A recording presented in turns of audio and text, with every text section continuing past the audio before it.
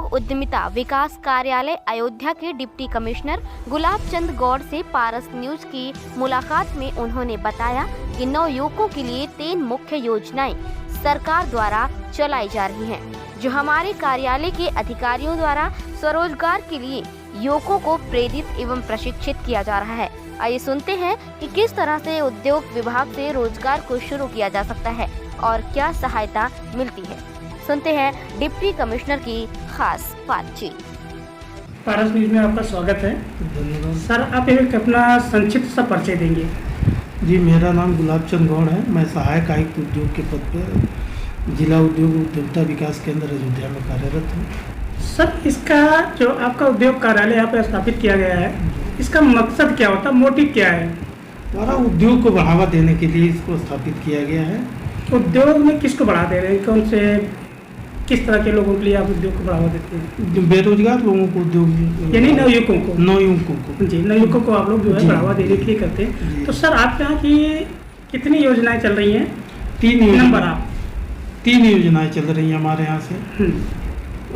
ऋण संबंधित 3 योजनाएं हैं। प्रधानमंत्री रोजगार सृजन कार्यक्रम, मुख्यमंत्री युवा स्वरोजगार कार्यक्रम और एक जनपद एक उत्पाद कार्यक्रम।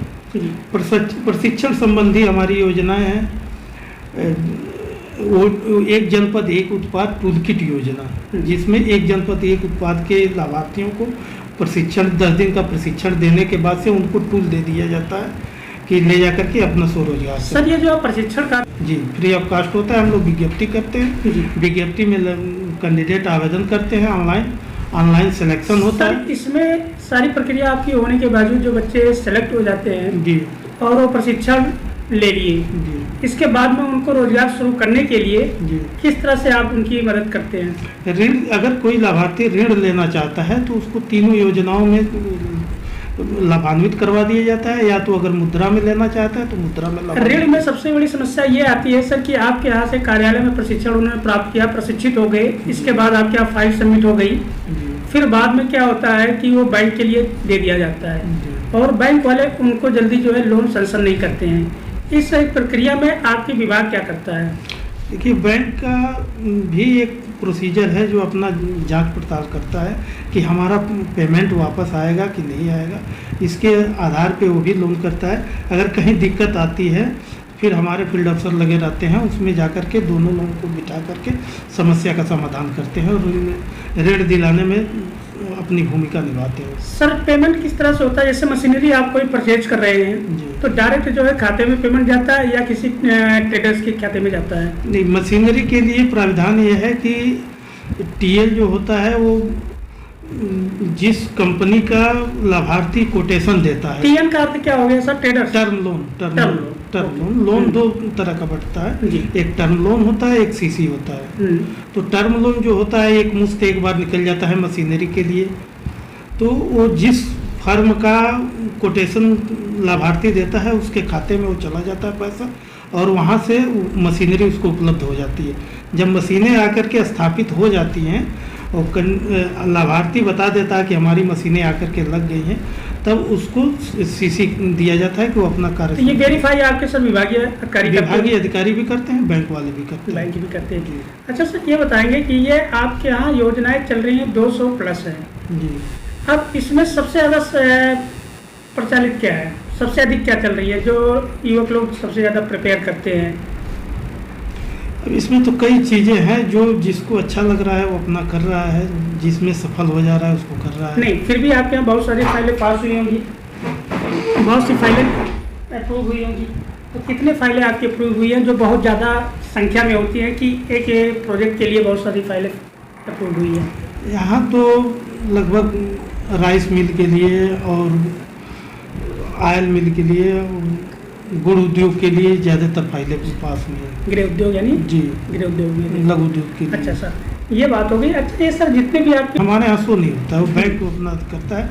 हमारा काम आपका रोल कहाँ तक होता है इसका? हमारा सब्सिडी देने तक रोल होता है। सब्सिडी देने के बाद से 2 साल तक यूनिट रन करनी चाहिए, चलनी चाहिए। 2 साल के बाद ही सब्सिडी उनके खाते में जाएगी। चलिए सर, बहुत अच्छा लगा आपने। और इसमें आपका क्या, किस तरह से सहयोग देते हैं आपके अधिकारी लोग? प्रशिक्षण हो गया, आपका क्या इसमें कोई एनजीओ का भी रोल होता है? एनजीओ का रोल हमारे यहाँ से नहीं होता है, कोई एनजीओ हमारे यहाँ प्रशिक्षण के लिए आपका सेल्फ होता है? प्रशिक्षण हम शासन से ही जो संस्थाएं नामित होती हैं वो आकर के जिले जिले में प्रशिक्षण देती हैं। तो ये नामित जो शासन करती है उनको क्या एनजीओ करती है या आपके कोई डिपार्टमेंटल इस तरह से विभाग है, प्रशिक्षित विभाग होता है? जैसे उद्यमिता विकास संस्थान है, हाँ, उसको नामित कर दिया जाता है। एक और संस्था है उसको कर दिया जाता है जी। वो लोग आपके प्रशिक्षण देते हैं?